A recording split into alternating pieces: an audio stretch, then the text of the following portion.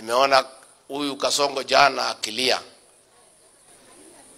akisema ya kwamba ati kuna wanaume 5 wanakutana ati kugawa serikali. Huyu Kasongo hana habari, amechanganyikiwa.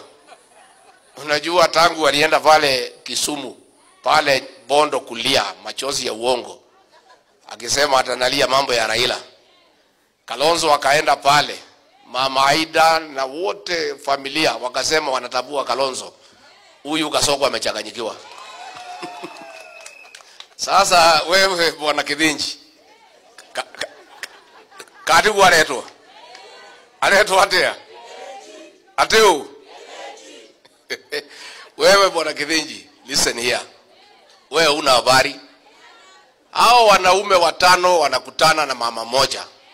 Hakuna serikali wanagawa. Wanapanga vile utaenda nyumbani. Hiyo ndio kazi iko mbele. Na hakuna mtu anagawa serikali. Tumeambiwa na watu ya Kenya, kazi yetu ya kwanza ni kupeleka Kasongo nyumbani. Mambo ya serikali tutaongea baadaye. Hiyo ni propaganda ile umezoea kwa magazeti, ile unalipa ati kuna watu wanakutana kugawa serikali. Wakenya wametuambia tushikane kwa sababu umeharibu Kenya kila kitu. Watoto umeua. Wale wengine umesema wapigwe risasi muuu. Masomo ililetwa na Kibaki umeharibu. Matibabu ililetwa na Uhuru umeharibu. Biashara imekwama. Mashamba ya watu maskini umechukua. Wakenya wanatuambia tukusafirishe uende nyumbani.